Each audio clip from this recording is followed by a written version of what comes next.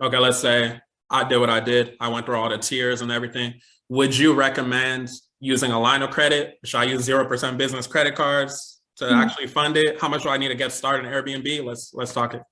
Yeah, so in terms of how much you need to get started, so of course this is going to vary by location. And then also I like to say like the category of what you are going after for your Airbnb listing. Some people want to get started with Airbnb and they are solely going for luxury high-rise condo white tiles. Of course, that is going to cost you a bit more because you're now going after a completely different segment of people. And that's what you have to think about as well, is your segment of people is going to, I guess, determine exactly how much you're able to, I guess, use to get started as well. On average, I would say if you are looking for something that is more standard, you're willing to go to places like Amazon, TJ Maxx, Home Goods, those types of places to get discounted items, and you don't mind. Usually you can get started for no more than about $5,000 to $7,000 for a 1-bedroom, 1-bathroom apartment, maybe even a 2, depending on how much that rent is. But we need to understand that rent prices have been rising like crazy lately. So you definitely want to take that into account when you're thinking location. But when you're looking at getting started in terms of what lines of credit, number one, you don't necessarily even have to have a revolving credit card just yet in terms of getting started with Airbnb. You can get to the point where you have a Amazon business account, where you have a JCPenney vendor account. And for the most part, most of the things that you are going to need is certainly on Amazon, but can certainly also be on JCPenney as well.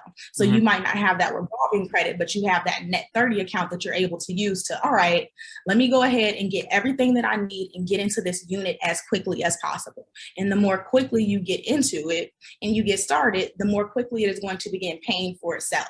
And even when we think about it, when you are getting started, also I guess comes into account as well, because if I was to get started, for instance, right now, and I'm like, all right, I want to get into a unit, I have my credit already established, and it's going to take no more than a week, this would be an amazing time because I can more quickly make money back utilizing Memorial Day as a holiday as well. Okay. True. So would you recommend I get one and then make sure that, I pay back what I owe? What if I want to get multiple? What's your thoughts on that?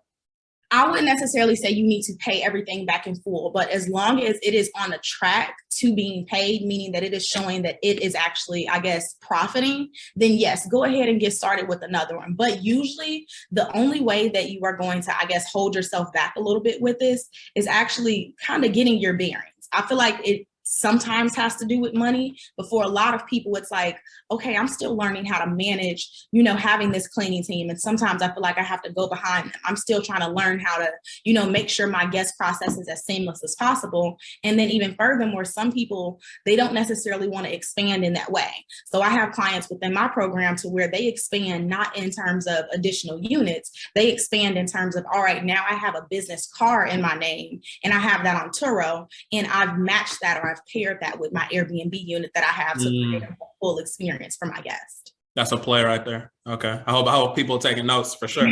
How do I find a cleaning team?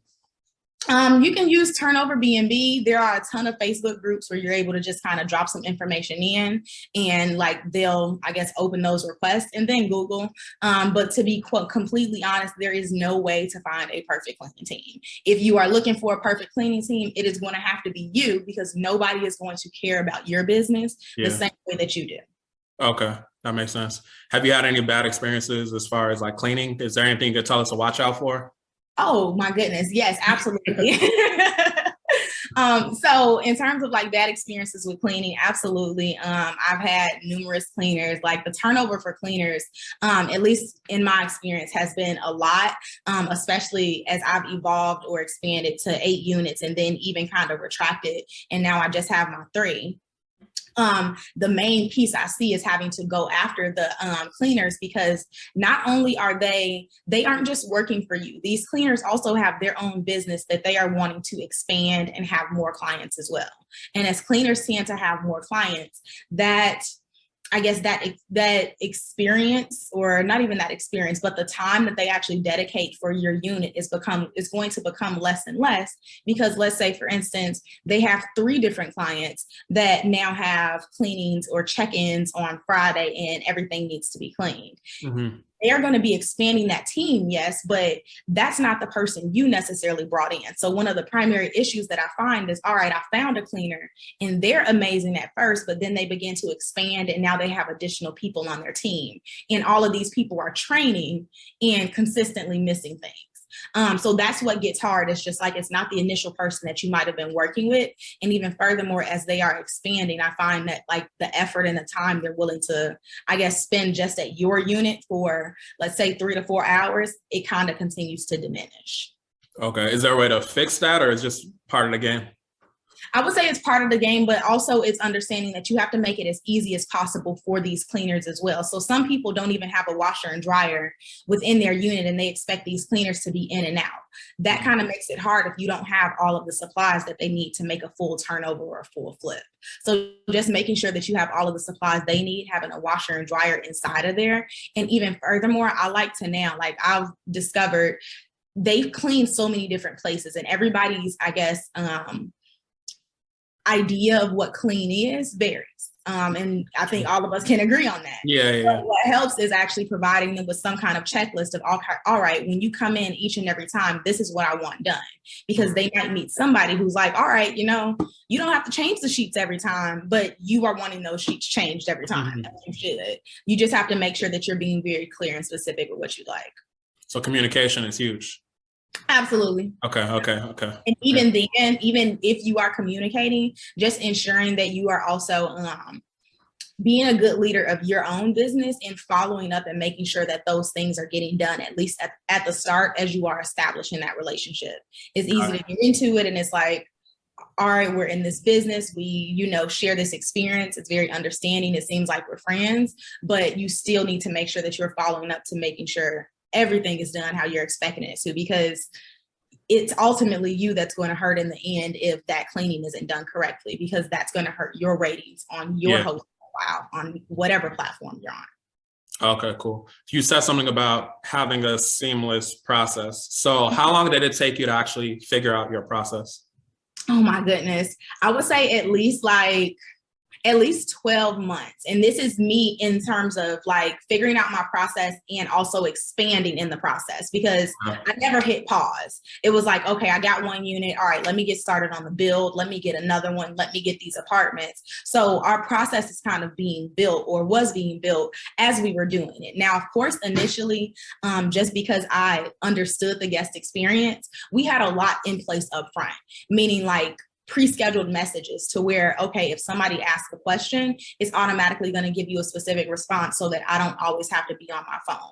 Or for instance, me always understanding that a major piece I feel like hosts go through is understanding, how do I really communicate the experience to this guest, but also understanding that whatever you're writing in your listing is like a contract. How do you make sure that you're including everything so that it's not only like giving them the idea of the experience they're going to get, but also protecting you in case anything goes wrong?